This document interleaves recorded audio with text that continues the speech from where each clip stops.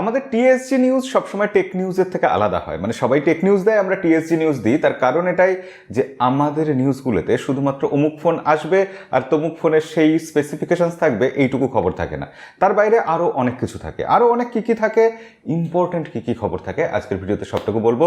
Video দেখতে থাকুন, আজকে খুবই ইন্টারেস্টিং বেশ কিছু খবর আছে, অবশ্যই সেগুলো মিস করবেন না এবং সেগুলো খুব ইম্পর্টেন্ট খবরও বটে। যাই হোক, আপনারা ইতিমধ্যেই দেখছেন টেক সাইগাই ইউটিউব চ্যানেলে 499তম টিএসজি নিউজ। চলুন তাহলে আমরা শুরু করে দিই। আজকের প্রথম খবর এটাই যে স্যামসাং কোম্পানি তাদের ড্রিম টিম তৈরি করে দিয়েছে, অর্থাৎ তাদের স্বপ্নের একাদশ বা স্বপ্নের দল। একাদশ হবে না, কারণ এটা 1000 জনকে নিয়ে তারা এই টিমটা তৈরি করেছে। কিন্তু 1000 জনের একটা টিম, মানে বুঝতে পারছেন কত বিশাল বড় ব্যাপারটা। সেটা কেন স্যামসাং করলো, তার কারণ এটাই যে স্যামসাং বলেছে তারা এক্সিনোস প্রসেসর আপাতত আর তৈরি করবে না, একদম টোটালি বন্ধ। তাদের এই নতুন টিমটা গবেষণা করবে, তারা আলোচনা করবে, তারা বুঝে দেখবে যে এক্সিনোস প্রসেসর নিয়ে কি কি গন্ডগোল চলছে, সেই সমস্যাগুলো কি করে সমাধান করা যায়, কি করে বেটার দুনিয়ার সব থেকে ভালো এক্সিনোস চিপ তৈরি করা যায়, সেই টিমটা এটা পরীক্ষা করে দেখবে। এবং যদি তারা মনে করে যে সবকিছু ঠিক আছে, এক্সিনোস প্রসেসর সত্যি সত্যি অসাধারণ কিছু হয়েছে, তবেই 2025 সালে স্যামসাং আবার এক্সিনোস প্রসেসর নিয়ে এসে হাজির হবে। মানে 2 থেকে 3 বছর, এই সময়টা কিন্তু খুব একটা কম নয়। এই সময়ের মধ্যে অনেক কিছু বদলে যেতে পারে, অনেক কিছু পৃথিবীতে হবে। তারপর স্যামসাং যদি একটা বেটার এক্সিনোস নিয়ে আসে, সেটা একটা বিশাল ব্যাপার হবে। কারণ আপনারা জানেন যে অলরেডি স্যামসাং এক্সিনোস নিয়ে খুবই ঝামেলায় রয়েছে। তারা এএমডির সাথে টাই আপ করেও, পার্টনারশিপ করেও এক্সিনোস প্রসেসরের সব সমস্যার সমাধান করতে পারেনি। এখনও এক্সিনোস বদনাম হয়েই আছে, গরম হয়, এক্সিনোস প্রসেসর ব্যাটারি ড্রেন করে প্রচুর, ইত্যাদি অভিযোগ আছে। তো মোটামুটি এইটুকু কনফার্ম যে আগামী স্যামসাং গ্যালাক্সি S23 আর S24 এই দুটো ফোনই স্ন্যাপড্রাগন প্রসেসর দিয়ে আসবে। আমাদের এক্সিনোস নিয়ে আর অন্তত টেনশন করতে হবে না। এর পরের খবর একটু সংখ্যা তত্ত্ব নিয়ে আলোচনা হয়ে যাক। আমরা সবসময় বলি কোন স্মার্টফোন কোন দেশে সব থেকে বেশি বিক্রি হয়েছে, গ্লোবালি কোনটা বিক্রি হয়েছে। তো ইউরোপে, হ্যাঁ, আজকে আমরা ইউরোপ নিয়ে আলোচনা করব। ইউরোপে কোন স্মার্টফোন কোম্পানি সব থেকে ভালো কাজ করেছে। 2022 সালের প্রথম 3 মাসে ইউরোপে যত স্মার্টফোন বিক্রি হয়েছে, সেই মার্কেটে 35% স্মার্টফোন স্যামসাং বিক্রি করেছে। তারপর 21% বিক্রি করেছে অ্যাপেল, এবং 3 নম্বর পজিশনে আছে শাওমি, তাদের বিক্রি 20%। সেক্ষেত্রে স্যামসাং এখনও অনেকটা এগিয়ে, তবে শাওমি কিন্তু রীতিমতো চ্যালেঞ্জ ছুঁড়ে দিচ্ছে।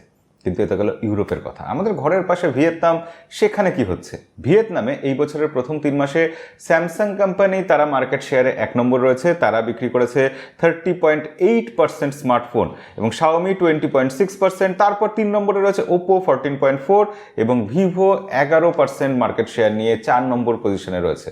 এর মধ্যে শাওমি আর ভিভোর বিক্রি বেড়েছে, সেখানে স্যামসাং এর বিক্রি সামান্য কমেছে আর ওপোর বিক্রি অনেকটাই কমে গেছে। তো এইভাবেই আমরা বিভিন্ন দেশের বিভিন্ন খবর মাঝে মধ্যেই শেয়ার করি। এরকম খবর, ইন্টারেস্টিং খবর জানতে হলে আমাদের চ্যানেলটা অবশ্যই সাবস্ক্রাইব করে রাখবেন। আজকে তৃতীয় খবর, সেটাও একটু অন্যরকম খবর, তবে কাদা ছোড়াছুড়ির খবর। বিল গেটস, তার সাথে এলন মাস্কের সম্পর্ক খুব একটা ভালো নয়, এটা আপনারা জানেন। যে এলন মাস্কের থেকে বিল গেটস ডোনেশন চেয়েছিলেন, এলন মাস্ক সরাসরি প্রত্যাখ্যান করেছিলেন। এই নিয়ে আমরা শর্টস ভিডিও বানিয়েছি।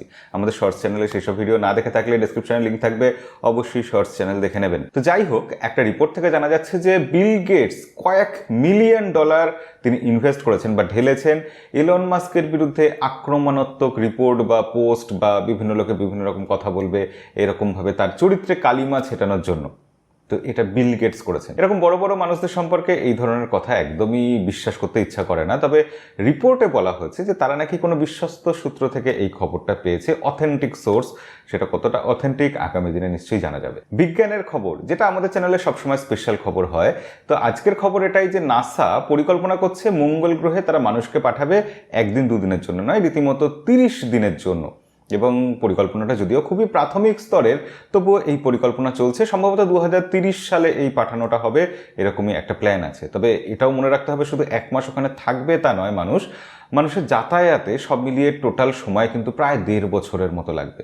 তো 1.5 বছর মানুষকে নিয়ে একটা মহাকাশযান যাবে এবং সেখানে থেকে গবেষণা করে আবার সেটা ফেরত আসবে। বিশাল বড় প্রজেক্ট, খুবই প্রাথমিক স্তরে চিন্তাভাবনা চলছে। তবে হ্যাঁ, এটা হতেই পারে, কারণ মানুষ ভাবছে, মানুষ করবে না, অসম্ভব কিছু নেই মানুষের পক্ষে। আচ্ছা, আমরা তাহলে আবার একটু স্যামসাং এর খবরে ফিরে আসি, কারণ স্যামসাং এর তরফ থেকে আরও একটা বিশেষ গুরুত্বপূর্ণ খবর এটাই যে স্যামসাং এর তরফ থেকে অফিসিয়ালি জানানো হয়েছে তারা আর কোনো ফিচার ফোন বানাবে না, অর্থাৎ কিপ্যাডওয়ালা ফোন, স্যামসাং এর ফোন আমরা আর পাবো না। তার সাথে সাথে স্যামসাং আরও একটা গুরুত্বপূর্ণ ঘোষণা করেছে। তারা বলছে যে তারা 15,000 রুপির নিচে আর কোনো স্মার্টফোন ইন্ডিয়াতে অন্তত লঞ্চ করবে না।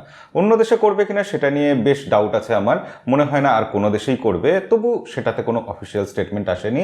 তো যাই হোক, স্যামসাংয়ের এই সিদ্ধান্তটা ভালো না খারাপ, এটা নিয়েই আজকে আমি পোল দেবো। আপনারা ভোট দিয়ে জানাবেন যে স্যামসাং এটা ঠিক করেছে কিনা। কারণ স্যামসাংয়ের কম দামি ফোনে সেখানে অনেক কম্প্রোমাইজেশন থাকে। ডিসপ্লে হয়তো এইচডি প্লাস হলো, ফুল এইচডি প্লাস হলো না, প্রসেসর হয়তো খুব দুর্বল হলো, এইসব ব্যাপারগুলো থাকে। আমরা অভিযোগ করতাম বরাবর। তো স্যামসাংয়ের যত দামি ফোন হয় সেটা তত ভালো হয়, এরকম একটা ব্যাপার তো আছেই। তো স্যামসাং সেখানে কম দামি ফোন একেবারে বন্ধ করে দিয়ে ভালোই করলো, তাদের সুনাম বাড়বে, নাকি স্যামসাংয়ের ইউজার যারা আছে, যারা কম দামি ফোন হলেও সেটা স্যামসাংয়ের ফোন বলেই ভরসা করে সেই ফোনটা চালান, তাদের পক্ষে, তাদের জন্য অন্যায় করা হলো, তাদের প্রতি অন্যায় করা হলো? আপনার মতামত কি? অবশ্যই আজকে পোল দেবো, সেখানে জানাবেন। নাথিং ফোন 1, নাথিং কোম্পানির তরফ থেকে প্রথম ফোন কবে লঞ্চ হবে, তাতে কি থাকবে, এই নিয়ে বেশ হাইপ তৈরি হয়েছে। যেরকম কোম্পানি চাইছে সেরকমই হচ্ছে একদম। তো নাথিংয়ের ব্যাপারে আজকে খবর এটাই যে নাথিংয়ের ফোন নাকি 21শে জুলাই লঞ্চ হবে। এর আগে রিপোর্ট কি ছিল? 6ই জুলাই লঞ্চ হবে, এবার বলা হচ্ছে 21শে জুলাই। এবং এটাও যে বলা হচ্ছে, সবাই মোটামুটি কনফার্ম বলে দিচ্ছে 21শে জুলাই, যদিও কোনো এভিডেন্স নেই, কোম্পানির তরফ থেকে কনফার্মেশন কিছু দেওয়া হয়নি, জাস্ট একটা রিপোর্ট এসেছিল। এবং সেই রিপোর্টটা দেখে ইউরোপ আমেরিকা বা সাদা চামড়ার লোকজন যারা, তারা টুইট করেছিল, তারা বলেছিল, সেটা শেয়ার করেছিল, বললো যে হ্যাঁ 21শে জুলাই লঞ্চ হবে। সেই দেখে সবাই মোটামুটি ভরসা করে নিল। ওরা বললে আমরা সেটা একদম সবসময় বিশ্বাস করি, এক কথায় বিশ্বাস করে নিই। তো যাই হোক না কেন, 21শে জুলাই লঞ্চ হবে না আমি এ কথা বলছি না একবারও, কিন্তু হবেই যে এরকমও কোনো কথা নেই। এখনো অবধি এটাও একটা সেই ভাষা খবর, উড়ে আসা খবর। এবং তার সাথে সাথে এটাও লিক হয়েছে যে নাথিংয়ের ফোন নাকি 500 ইউরো দাম হবে। 500 ইউরো এত দাম হবে, এটা ঠিক বিশ্বাসযোগ্য নয়। কারণ তার সাথে সাথে আরও লিক এসেছিল, কারণ এই নাথিং ফোনটা যেটা হবে সেখানে নাকি কোয়ালকম স্ন্যাপড্রাগন 7 Gen 1 প্রসেসর থাকবে। তো সেই প্রসেসর দিয়ে 64 মেগাপিক্সেল ক্যামেরা থাকবে, এরকম লিক এসেছে। সব কিছু খুব এক্সট্রাঅর্ডিনারি লাগছে এরকম নয়, সেখানে 500 ইউরো অস্বাভাবিক বেশি দাম মনে হচ্ছে। তো দেখা যাক নাথিং কি করে, সেটা দেখার জন্য আমাদের আরেকটু তো অপেক্ষা করতেই হবে। আর এই কোয়ালকম স্ন্যাপড্রাগন 7 Gen 1 প্রসেসরের ব্যাপারে যেখানে কথাই এসে গেল, সেখানে বলি যে ওপো রেনো 8 প্রো এই ফোনটা প্রথম ফোন হবে যে ফোনটা দিয়ে কোয়ালকম স্ন্যাপড্রাগন 7 Gen 1 প্রসেসর দিয়ে কোনো ফোন গ্লোবালি লঞ্চ হবে, ইন্ডিয়াতে লঞ্চ হবে, বাংলাদেশেও হয়তো লঞ্চ হবে, এটা এখনো কোনো কনফার্ম খবর নেই। তো যাই হোক না কেন, এই ফোনের দাম এবার কিন্তু বাড়তে চলেছে। রেনো সিরিজের ফোন আমাদের খুবই পছন্দ, জনপ্রিয় ফোন, কিন্তু সেই ফোনগুলোর দাম একটু বেশির দিকে থাকে বলে আমরা জানি, কারণ সেটা উপর তরফ থেকে একটু ফ্ল্যাগশিপ লেভেলের ফোন হয়। তো এবার বলা হচ্ছে সেটার দাম যে আগে বাড়তি মনে হতো সেটা কিছুই নয়, এবার আরও নাকি দাম বাড়বে। মানে ফোনের দাম কোথায় যাবে আমি বুঝে পাচ্ছি না, এবার কি আকাশ ছুঁয়ে ফেলবে? আজকে শেষ খবর, আইস ইউনিভার্স তিনি একটা টুইট করেছেন, সেখানে দেখা যাচ্ছে রিয়েলমির একটা ফোন, এবং ফোনটা দেখে বেশ চমৎকার লাগছে, ভালোই মনে হচ্ছে দেখে। রিয়েলমির তরফ থেকে রিয়েলমি এক্স নারুটো বা এরকম কিছু একটা কোড নেম থাকবে তার। তো রিয়েলমি এক্স বলে একটা কোনো ফোন সম্ভবত আসতে চলেছে, কিন্তু রিয়েলমি তো এক্স সিরিজ বন্ধ করে দিয়েছিল, তাহলে এটা কি হবে? তো দেখা যাক রিয়েলমি কি করে, নতুন কি ফোন নিয়ে আসে। ফোনটা দেখে ইন্টারেস্টিং লাগছে, তবে একটা জিনিস মাথায় রাখবেন, OnePlus 10ও কিন্তু খুব শিগগিরই লঞ্চ করতে চলেছে। তার সাথে তার মতো করে কিছু ফোন রিয়েলমি নিয়ে আসবে, রিয়েলমি এক্স নাম দিয়ে, এটাও হতে পারে। কি হবে আমরা জানি না, তবে হ্যাঁ আগামী 1 মাসের মধ্যে ছবিটা ক্লিয়ার হয়ে যাবে আশা করা যাচ্ছে। আর এই প্রসঙ্গে আপনাদের ছোট্ট করে একটা খবর জানিয়ে রাখি, রিয়েলমি 1 জুন তাদের কোনো একটা ফোন তাদের অফিসিয়াল ইউটিউব চ্যানেলে আনবক্সিং করতে চলেছে, এবং সেই ফোনটা সম্ভবত হবে Realme GT Neo 3T। Neo 3 তো আমাদের চ্যানেলে ভিডিও এসেছিল, দেখেছিলেন, এবার Neo 3T ফোনটা আসতে চলেছে। ভিডিও শেষ করার আগে আপনাদের জানিয়ে রাখি, আগামীকাল সকালে ঠিক 10টার সময় আমাদের চ্যানেলে একটা ফোনের রিভিউ ভিডিও আসছে, অবশ্যই মিস করবেন না, দেখবেন, সাথে থাকবেন। আর আজকের ভিডিও অবধি, দেখা হবে পরের ভিডিওতে। আজকের মতো বিদায়।